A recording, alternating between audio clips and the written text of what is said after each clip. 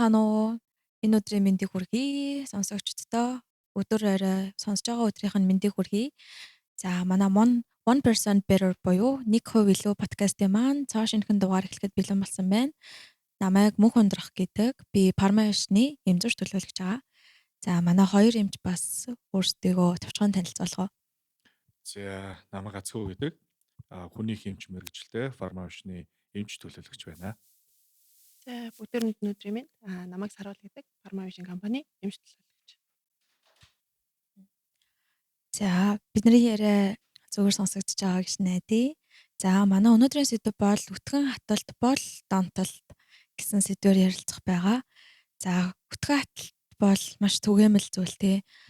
За өтгөн хаталттай тулгарч ивүү амьдралынхаа ямар нэгэн хэв үед те тулгарч ивүү асуудалтай. Өтгөн хаталт ер нь айгу хүн болгоны хувьд айгу түгээмэл тохиолддог тийм одоо бараг өвчлөл юм уу? За миний хувьд гэх юм бол жирэмсний үед за төрсний дараа илүү хөвчлэн өтгөн хаталтай яг тулгарч байсан. За миний хувьд бас ер нь аль хүүхдтэйхээс хойш бас өтгөн хаталттай нэлээд нүүр туулж тэмцэж явж байгаа. Азаа эмчийн хувьд өтгөн хаталт таны хувьд яг ямар зүйл вэ?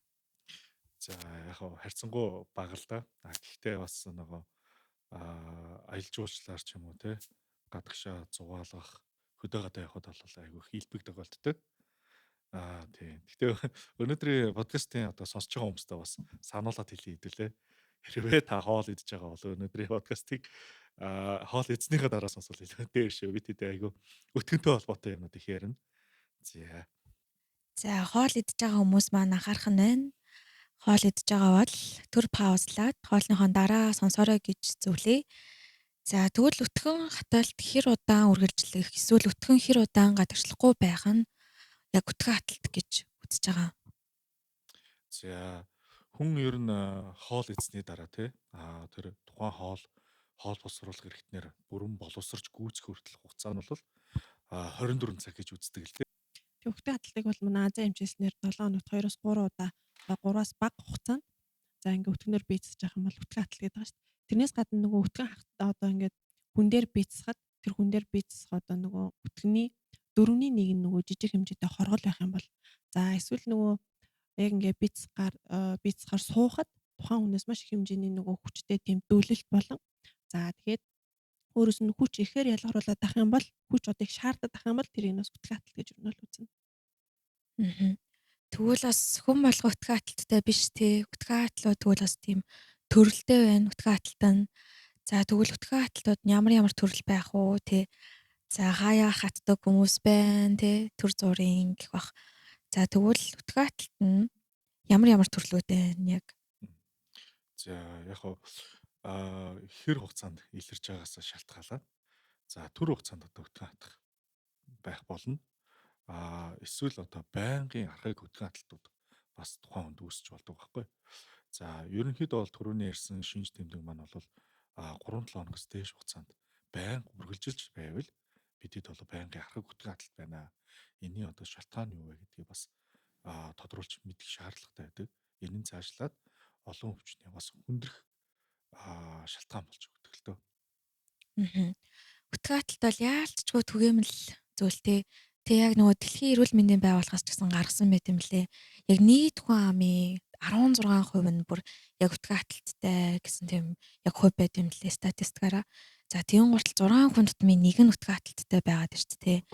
За тэгвэл бас баг Америк нэгдсэн улсад тэг жил болгон 2.5 сая хүн зөвхөн өтгөн хаталтаас болж яг эмнэлэгт ханддаг байхгүй юу. Тэгээд 700 гаруй мянган нь яг завиураасаа болоод эмнэлэгт хэвтдэг. Тэгэхээр энэ бол бас л өндөр тоо тийм. Саяны хэлсэн одоо яг статистик тоогоор үзэхэд бол одоо энэ эрүүл мэндийн байгууллагад хандаж байгаа тий эдгээр хүмүүс бол ихэвчлэн одоо архаг өтгөн хаталтай хүмүүс нь ингэж хандж байгаа. Бас улс орнуудын хувьд бол өтгөн хаталтын бас тархалтын эзлэх хувьд нь бол янз бүр байдаг л та. Жишээ нь одоо зарим улс оронд одоо 0.6% тий гэтэл зарим улсад нь 79% ч юм уу ингээд харилцаа адилхан байдаг. Энэ нь одоо тухайн хүмүүс ард иргэдийн маань идэж ууж байгаа хоол хүмүүс тэгээ зан шил за тэгээ амьдралын хэм маяг айгу чухал ролтой гэж үздэг.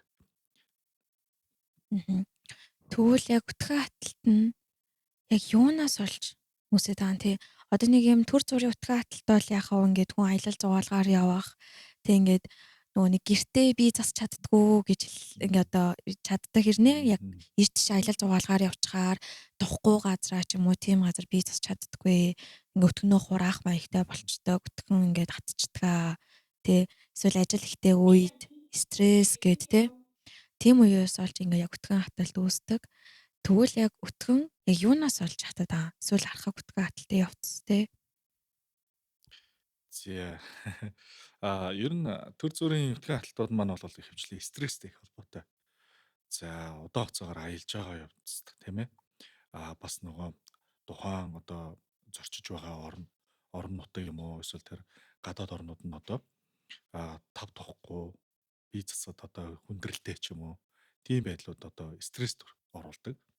За ерөнхийдөө одоо стрессийн гормонууд дааврууд гэж яасан ярьдэн шүү дээ тий.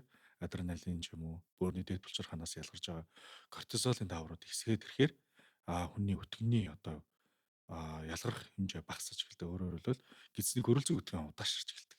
Тийм тохиолдлууд байдаг.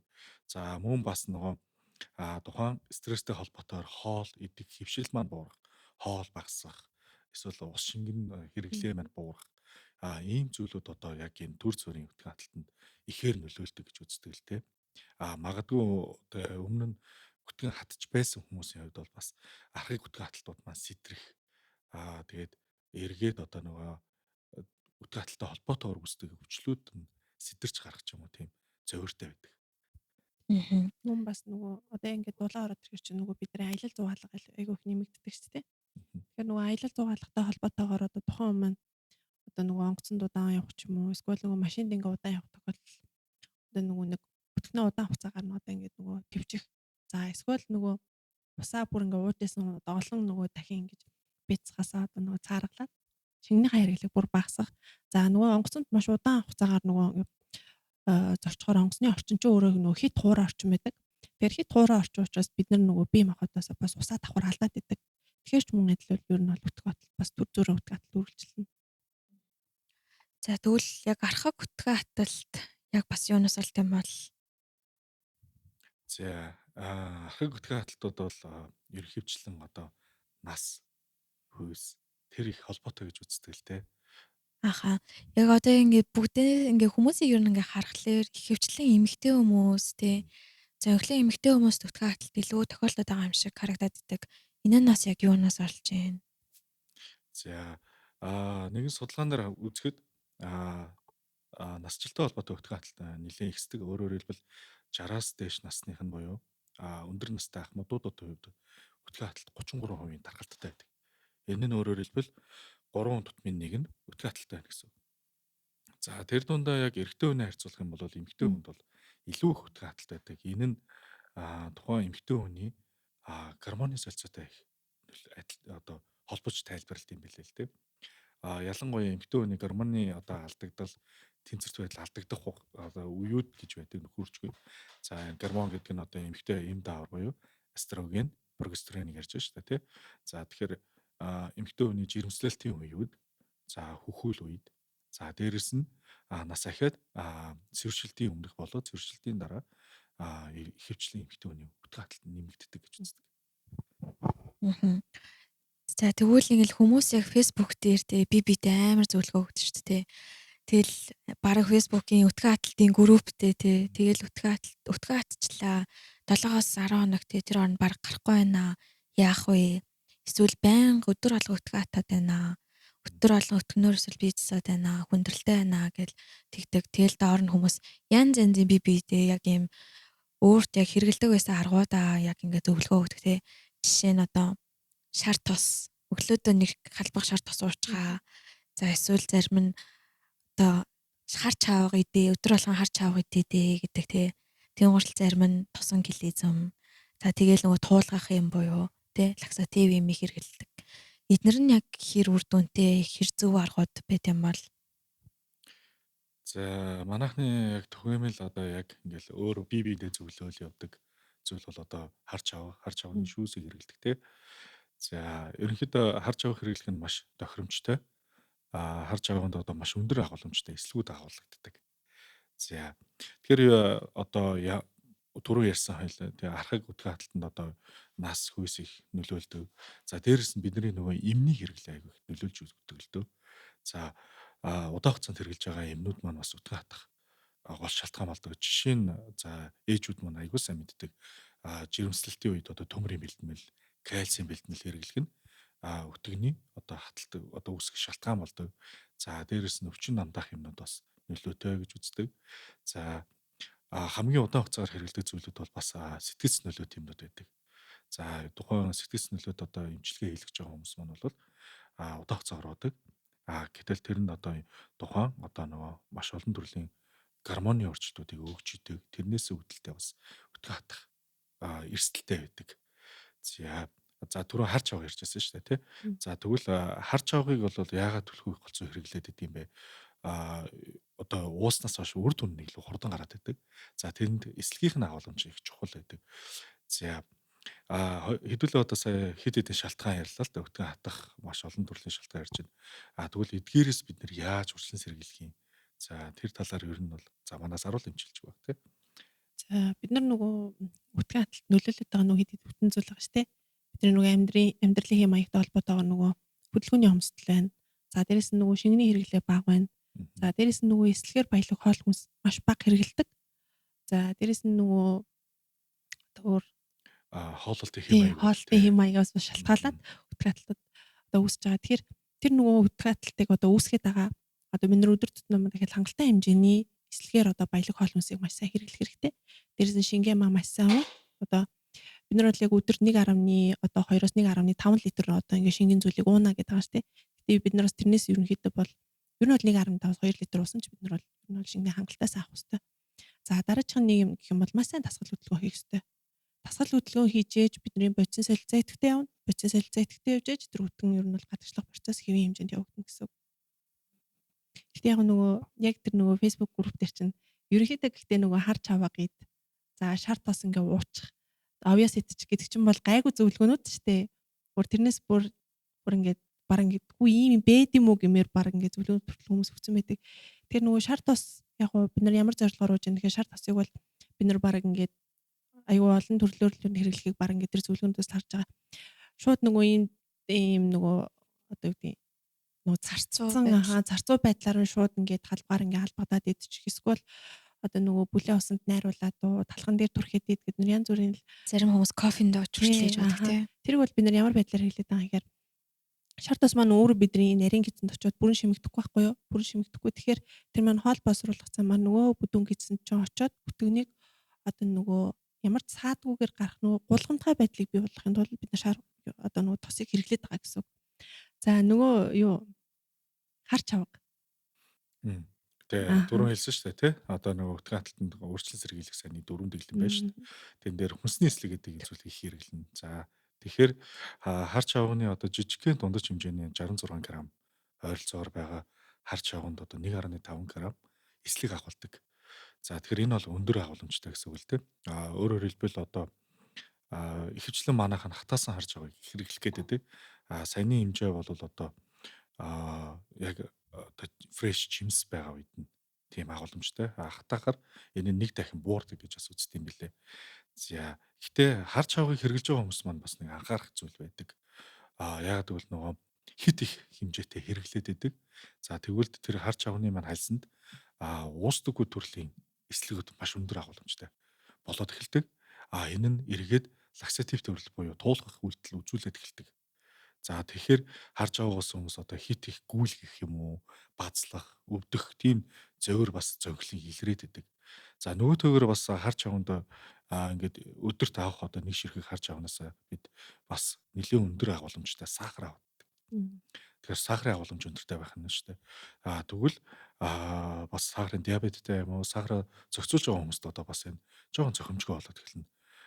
Бас нэгэ талаас одоо яг харж авын найрлаганд өөрөө оксалат агуулгаддаг. За энэ маань ихэвчлэн хүний биед кальцийн оксалатын давсаар ихэвчлэн агуулгаддаг. За энэ кальцийн оксалатын давсууд маань бол янз бүрийн одоо чулуу үсгэх эрсдлийг нэмэгдүүлдэг. Тэр дундаа яг бөөрийн чулуу үсгэх эрсдлийг улам ихээр нэмэгдүүлдэг байна. Тэгэхээр үнд хэмжээгээр бас удаан хугацаанд хэрэглэх нь харж авах бас ийм сөрөг нөлөөтэй байдаг. Энийгээ бас онцгой сайн гарч хэрэглэх чухал байна. Мгм. Харж авах бол үр дүнтэйгээ үр дүнтэй тий хэрэглэж болно. Гэхдээ байнгын өдөр тутмын сонголт биш. Тэр ялангуяа өдөрт олон ширхгээр идэх. Тэр нь бол бас буруу, мэдээж сахарын агуулмж өндөртэй. За явцдаа бас бөөрийн чулуу өсгөх гэсэн эрсдэлтэй байдаг ахна шүү дээ тий. Тэгэхээр манайхан бас хүнсэндээ хэрэглэхдээ харж аваа бас тий болгоомжтой хэрэглэхгүй бол тунгийн тохируулах хэрэгтэй тий. За тэгвэл яг нөгөө хүмүүсийн бас түгээмэл хэрэгэлдэг тосон гэлээзэн байгаа тий. Ээжүүд, аавууд дандаа бага насны хүүхдүүдтэй айгүй их авдаг. Мисангаас ч их гардаг. Тэг хүмүүс ч бие биедээ их зөвлөдөг. Энэ нь ер нь ямар сул талтай бас давуу талтай юм бол За тосон гэлээсэн бол одоо яг нөгөө хүүхдийн маань өтгөн хатаад удаан хугацаанд гарч өгөхгүй байгаа үед бол яаралтай авахд бол зөв арга хэмжээ. Өөрөөр хэлбэл одоо энгийнээр шар тостойгоо ижилхэн механик хараагаар одоо шулуун гэсний төгсгөлийн хэсгээс одоо тосолж өгнө шүү дээ. Өтгөнийг гадагшлуулахыг одоо тэг усантай чанарыг нэмэгдүүлэх замаар өтгөнийг гадагшлуулахад одоо тус нэмэр болдог байна. Яг хуу урьдчилан сэргийлэх эдгээр аргуудаа хэрэглэхгүйгээр одоо хэрвээ одоо тосон гэлээсмээр байнга хүүхдийн маань өтгөн гадагшлаж байвал бас одоо сөрөг талууд зөндөө гарч ирнэ л дээ. Яг бол одоо очнооны хамсаар урагдах, улаах, өрөвсөх, цаашлаа цус гарах ч юм уу тийм эрсдлүүд дагуулж эхэлнэ. За тэгэхээр ер нь хүүхдүүд бас ер нь одоо хүнсний ногоо эсвэл жимсг агуулсан зүйлийг идэх жоохон дургүй байдаг шүү дээ. Тэрнээс үүдэлтэй бас өтгөн хаталтууд хүүхдэд илүү зовлон тохиолддог. Тэгэхээр хүүхдүүдтэй хангалттай хэмжээний усыг заавал өгөх хэрэгтэй. Тэгээд эслэгийг ямар нэгэн байдлаар өдөрт нь заавал уулгах юм уу хэрэглүүлэх шаардлагатай гэсэн. Мгм. За тэгвэл тосон гэлезмийг бол яг шаардлагатай тохиолдолд хэрэглүүл илүү зүгээр тий. Удаан хугацаанд өтгөн гараагүй хүн болон тэг яг зайлшгүй шаардлагатай тохиолдолд хэрэглэхээс биш өдөр тутмын бас зөв сонголтоос биш байх нэ. За тэгвэл лаксатив юм буюу туулгах юм. За энэ бол Монголд бас л замбраагүй шүү дээ тий. Хүмүүс ерөнхийдөө бол яг тийм лаксатив юм дээр тэгж ярьдаг тий. Яг лаксатив юм одоо яг авдаг төрлийнхөө имийг уухгүй л бол миний өтгөн гадагшлахаа болцсон. Тэрийгээ ууж ээж л өтгөн гадагшилдаг. Тэгэхгүй бол яг тийм хэдэн хоногор ерөөсөө би засч чаддаггүй. Тэрийгээ л уудаг. Тэрэндээ угсаа тасал үүссэн. Эдэн нь яг одоо манай өнөөдөр яриад байгаа донтолт гэдэгтэй л тохиж очих бах тий.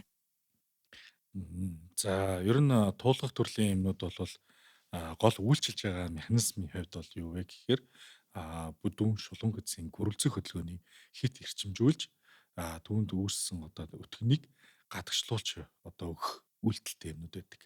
За энд бол байгалийн гаралтай синтетик төрлийн олон төрлийн одоо бэлтгэлүүд байдаг. За одоо жишээ нь байгалийн гаралтай гэх юм бол бид нар одоо уустдаггүй төрлийн эслэгүүд чинь хүртэл өөрсдөө лаксатив төрлийн. За бидний хамгийн сайн мэддэг энэтхэг бэсэл юм одоо хальс гэж байдаг шүү дээ. Бэсэлмийн үрийн хальс гэж байдаг. Тэр бас нэг төрлийн лаксатив. За тэгэхээр эдгээр одоо тухайн үрд үе дурмалд агуулгадж байгаа хальсанд нь агуулгаж байгаа уустдаггүй эслэхүүд хүний биед ороод ирэхээр осмосыг одоо өөрөөр усыг татаж эхэлдэг.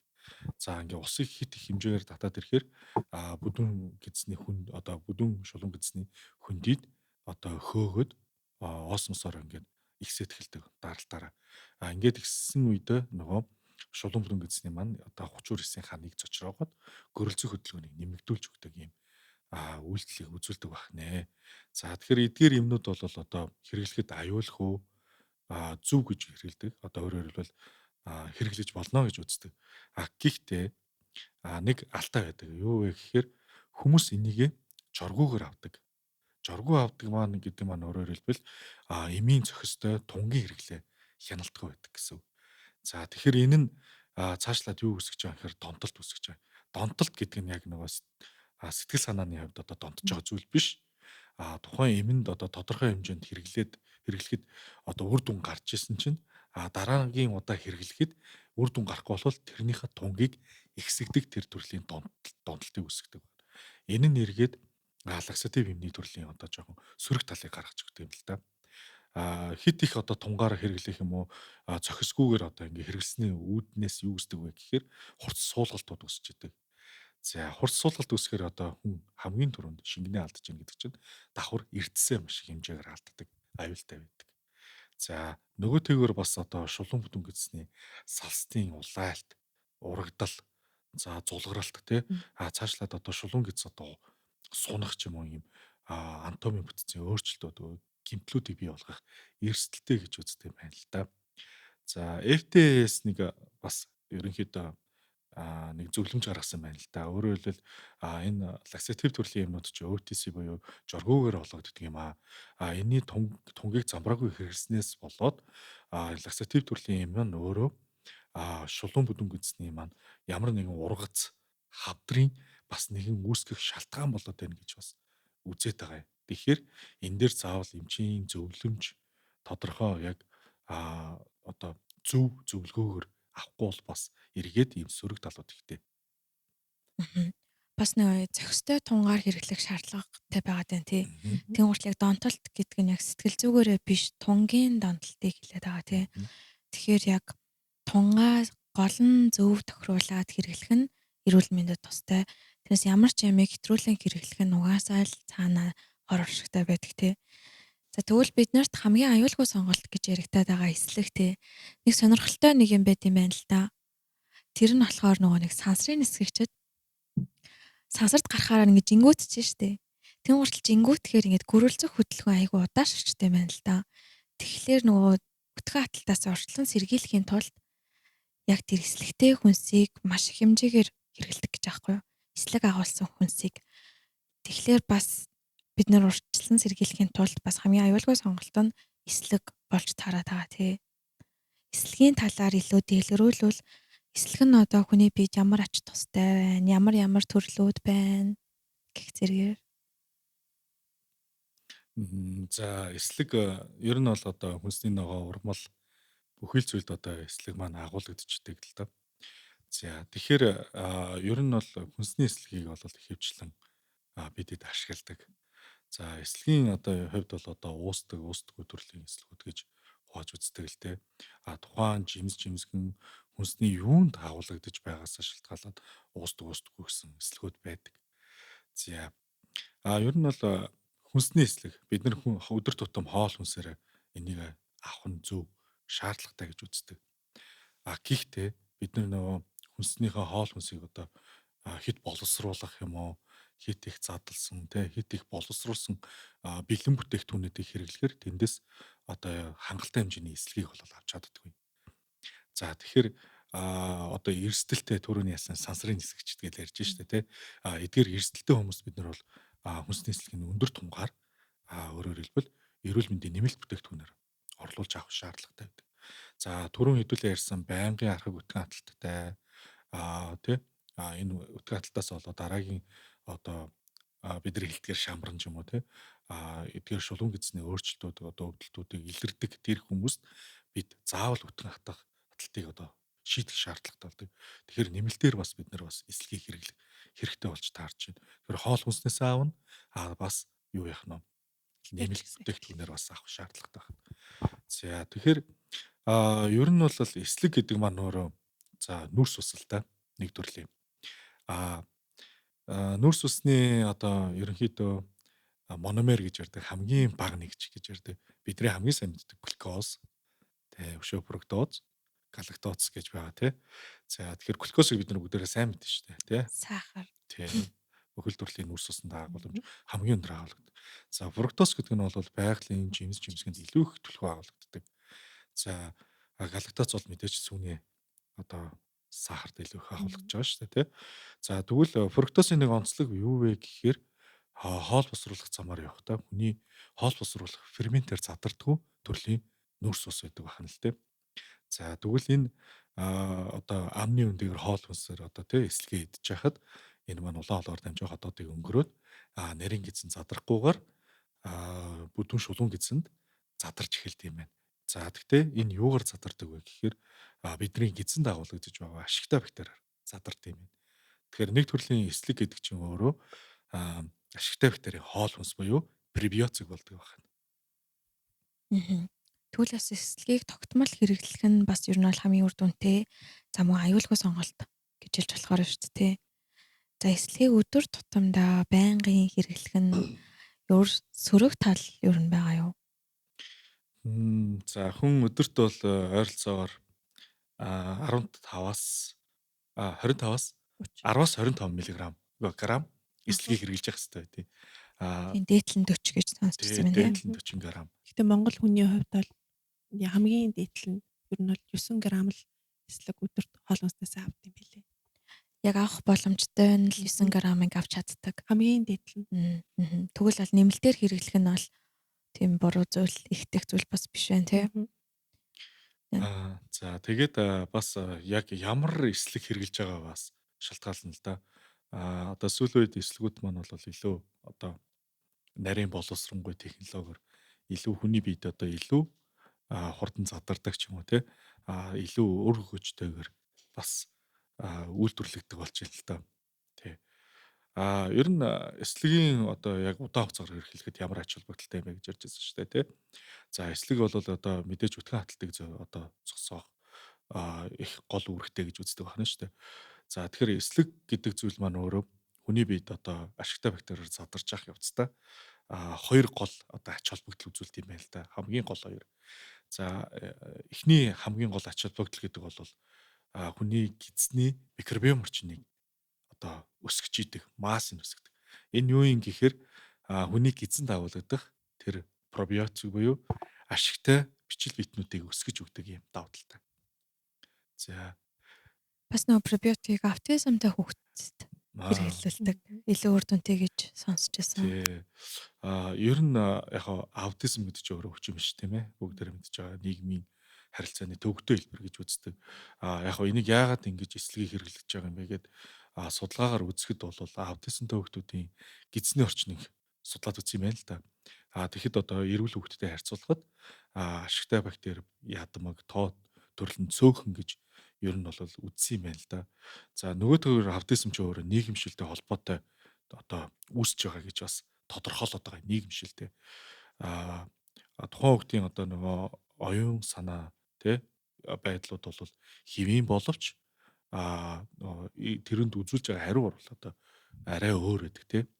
За тэгэхээр аутизмтай хүүхдүүдэд альтернатив буюу одоо нэмэлтээр сонголтууд юу хэрэгэлдэг гэхээр эслэгийг илүү ашигтай бактери гэхээс илүү эслэг нь илүү чухал гэж үздэг юм л да. Яагаад гэвэл тэр хүүхдийн өөрийн гидсний орчинд байгаа ашигтай бактерийг хооллож байна л гэсэн. Тэгэхээр тэр өөрийнх нь ашигтай бактерийг өсгөх, тэрний массыг нэмэх гол үүрэг нь бол бас эслэг буюу энэ пребиотик үүрэг гол үүрэгтэй байдаг. За нөгөөтэйгэр бас эслэгийн хоёр дахь одоо хамгийн гол ач холбогдол юу юм гэхээр бифидогений хүчин зүйл гэж бас байдгийг. За энэ дэр юу вэ гэхээр тухайн эслэгийг одоо ашигтай бактери хоолж штэ тий. За хоолоод ингээд бодисын солилцоогоор ингээд задлаад ирэхээрээ хүний биед маш чухал нэг зүйлийг нийлэгжүүлж өгдөг. Энэ юу юм бэ гэхээр богино гинжид өөхний хүчлүүд байдаг. За яг нь шинжлэх ухааны хэрэгслийн үзэх юм бол бутират, пропиониз, ацетат тий. За тэгэхээр энэ өөхний хүчлүүд яг ямар үүрэгтэй юм бэ? Эдгээр бол ерөөсөө тархины одоо мэдээлэл дамжуулах хамгийн чухал бодис бол нейротрансмиттер гэдэг бодисыг одоо гол түүхийд нь олж өгдөг.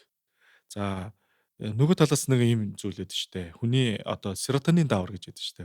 Мэдгүй те. Яадаг вүлээ серотонин даавар чинь. Ер нь аль хүмүүсийн мэддэг нь аз жаргалын гормон гэж ярьдаг шүү дээ. За одоо хавар болж байна те. Бас түрүү өмнөх сэдвээр хэдүүлээ энэний талаар их ярьсан штэ. За тэгэхээр ер нь бол гидсэнд яг серотонин дааврын 90% нийлэгчдэг юм. За тэгэхээр энд юуг нотлоод байна гэхээр таны тарих, таны гидс хоёр холбоотой гэж байна. Өөрөөр хэлбэл таны одоо гидсний ашигтай бактери та хэр хэмжээний эслэг те зөв хооллох, зөв хүнсний хоол те хэд боловсруулаагүй те ашигтай бактери тэжээх чадамжтай тийм хоол хүнсийг хэрэглэх нь таны тархины үйл ажиллагаанд төдий чинээс сайнаар нөлөөлнө гэсэн үг. За тэгвэл яг энтэй ижилхэн эслэгийн гол үүрэг нь бол тэр богино гинжид өөхний хүчлийн одоо их үүсвэр болж өгч чаддаг байх нэ. За хоёрт өшөө бас нэгэн зүйл байдаг. Энэ нь юу гэхээр эслэг задрахаар нарийн бүдүүн гэсэнд pH-ийг бууруулж өгдөг. Энэ нь хүчлэг орчин бий болгож өгдөг. За хүчлэг орчин юу болохоор ер нь бол хүний бүдүүн гидсэнд бол маш олон төрлийн эрдсүүд иргэн шимэгдэх ёстой байдаг. За тэгвэл хүчлэг орчин нэмэгдэх тусам бүдүүн гидсээр бол одоо кальцийн иргэн шимэгдэл нэмэгддэг. Тэгэхээр бидний кальцийн солилцоонд бас тодорхой хэмжээгээр нөлөөлдөг гэж бас үздэг байна л дээ. Мгм. Тэгвэл таны ярьж байгаа богино гинжит гэдэг байна шүү дээ. Мгм. Өнөөдрийн манай танилцуулж байгаа бүтээгдэхүүн болох Probation Fiber бүтээгдэхүүн байгаа тий. Мгм. Энэ нь тэгвэл таны хэлж байгаагаар богино гинжит эслэг. Тий ер нь бол яг Probation Fiber дагуулгдж байгаа одоо гол найрлагд эслэг шүү дээ тий.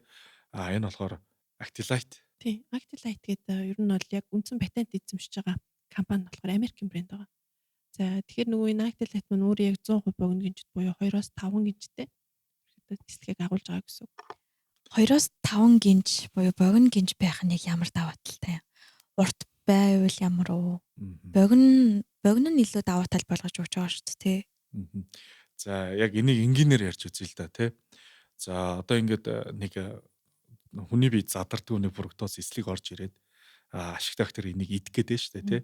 За тэгэхээр одоо хүн одоо нэг за энгийнээр одоо бүхэл мах идэх л та тий. За бүхэл мах идэх за эсвэл нэг машинда тавьсан одоо нэг жижиглсэн мах идэх хоёрын айл нь илүү хурдан одоо хотоодор задрах уу? Ер нь бол татсан жижиглсэн мах. Амны өндөд ч гэсэн бутарч задрах нь машинцсан мах нь илүү хурдан шүү дээ. За тэгэхээр яг энтэй төстэй л төө. Ер нь бол бидний хамгийн их одоо хэрэгэлдэг эслэг бол артишок гэж ярьдаг тий. Артишок. За аспаргиллус. За цаашлаад одоо бид нэр багбаха цэцэг гэж ярьдаг шүү дээ. Тэдгээрийн үндэснээс гаргаж авдаг инулин гэдэг эслэгийг маш их хэрэгэлдэг. За инулин бол яг л ижилхэн эслэг шиг үр дүнгээ үзүүлдэг, үүргээ гүйцэтгэдэг. За дээрэс нь инулины одоо гинж нь 2-60-аас тогтдог.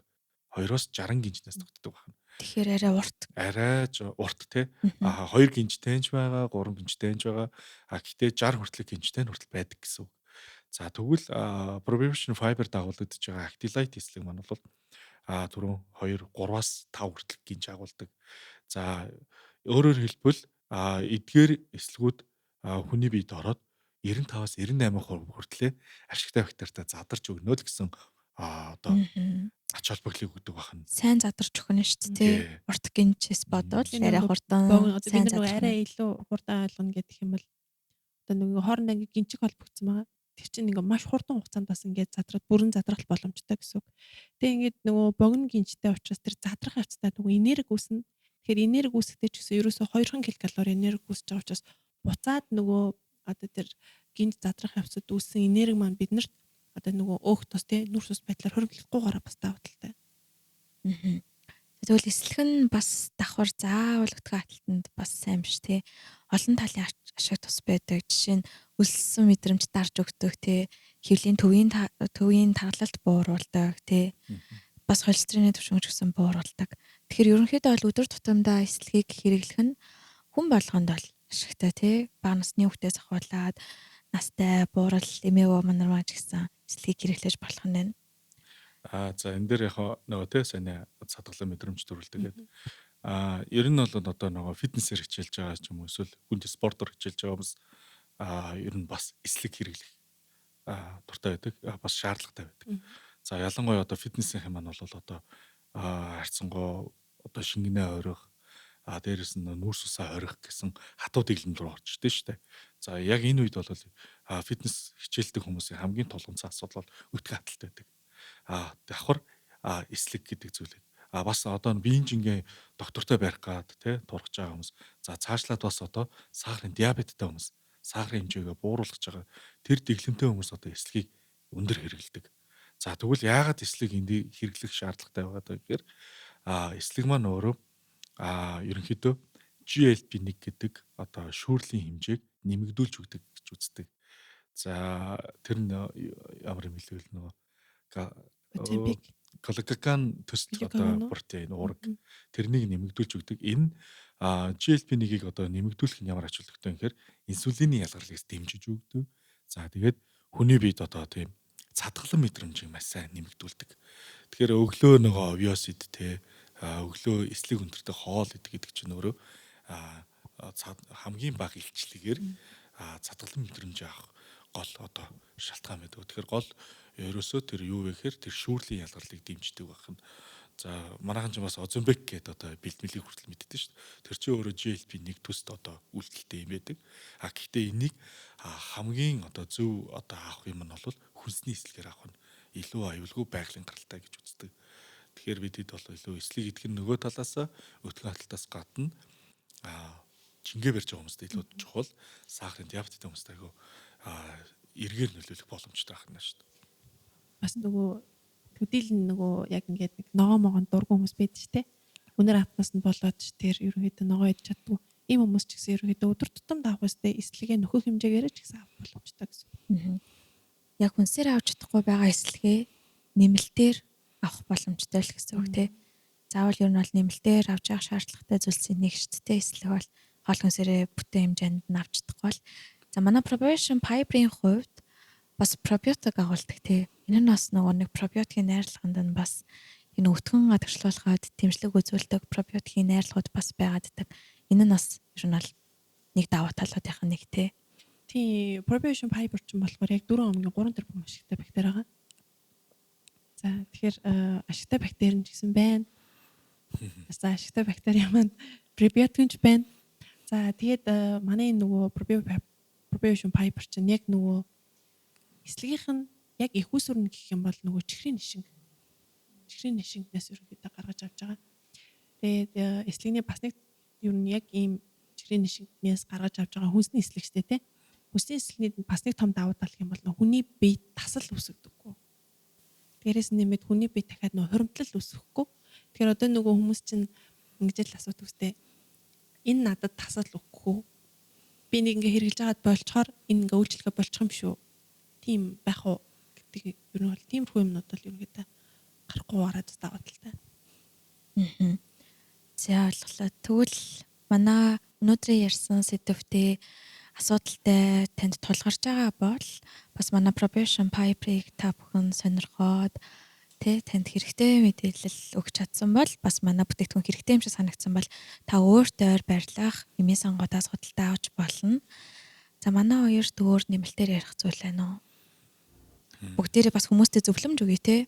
Бүтгэн хаталтаас сэргийлэх зөв өдөр тутмын амьдралын хэв маяг, амьдралын хөвшилтэй нэмэлтээр оруулах шаардлагатай бяцхан нөгөө нэг 4 алхам дахиад нэг сануулчих те. Асгах хөдөлгөөнөө сайн ах хэрэгтэй. Шингэн юм хангалттай хэмжээгээр уух хэрэгтэй. За тэгээд илчлэг багтай, эслэг гихтэй хоол хүнс хэрэглэх хэрэгтэй.